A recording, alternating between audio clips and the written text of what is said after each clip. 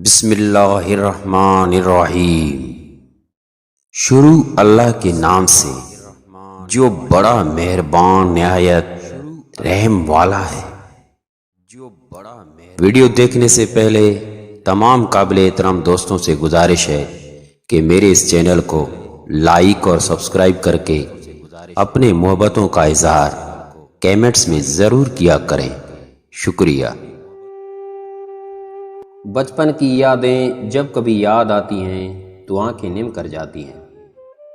وہ دن ایسے ہوتے تھے کہ ہر کوئی چاہتا ہے کہ وہ دن واپس لوٹ آئیں۔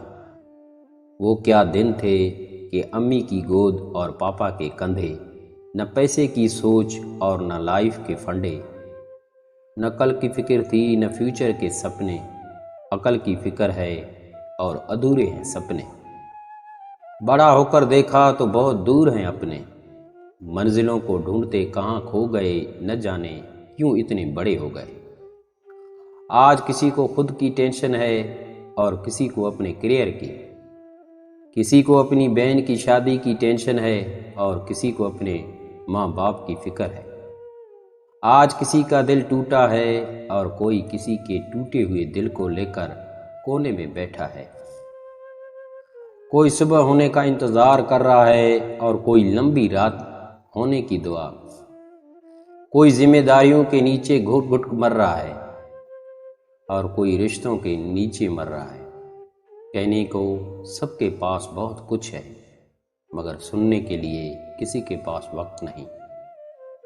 دوستو، ہم نے بھاگم دوڑ والی زندگی میں پیسے تو بہت کما لیے، مگر اپنا سب کچھ کھو دیا۔ بچپن کی اس پرانی ویڈیو میں ہم آپ کو آپ کا بچپن ضرور دکھائیں گے، جسے دیکھ کر آپ کی بچپن کی پرانی یادیں تازہ ہو جائیں گی۔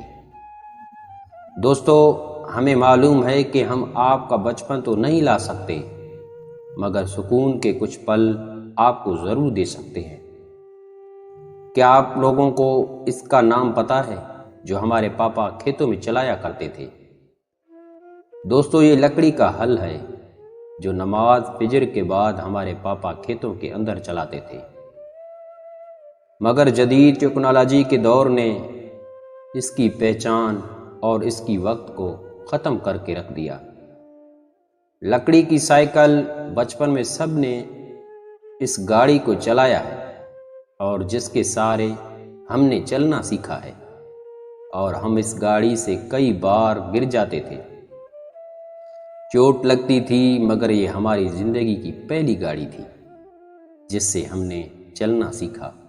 اگر آپ کو یہ گاڑی یاد ہے تو نیچے کمنٹس کر کے ضرور بتائیے گا۔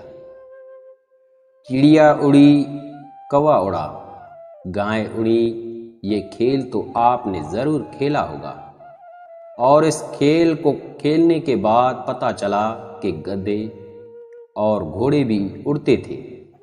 یاد ہے جب بھی ہمارے گاؤں میں تہوار آتے تھے تو لوگ گھروں کو خوب سجاتے تھے۔ ہر گھر میں کچھ نہ کچھ نیا ہوتا تھا۔ کچے گھروں سے پکے اور سچے لوگ ہوتے تھے، مگر اب پکے گھروں میں نفرتوں اور عداوتوں کے مارے ہوئے لوگ رہتے ہیں۔ دوستو، یہ والی تختی کس کس کو یاد ہے؟ اس کو ہر جگہ الگ الگ نام سے پکارا جاتا ہے۔ یہ لکڑی کی تختی ہے، اس پر لکڑی کی قلم اور سیاہی سے لکھا جاتا ہے۔ جس سے ہم نے لکھنا سیکھا۔ آج تو رف دستے، رجسٹر، کاپی، پینسل ہیں۔ اتنی سہولیات ہونے کے باوجود بھی ہماری لکھائی کئی درجہ گندی ہے، مگر اس دور میں قلم دوات سے لکھتے تھے۔ ہماری لکھائی کسی پینٹر سے کم نہیں ہوتی تھی، اور اس تختی پر دیکھنے کا اپنا ہی مزہ ہوتا تھا۔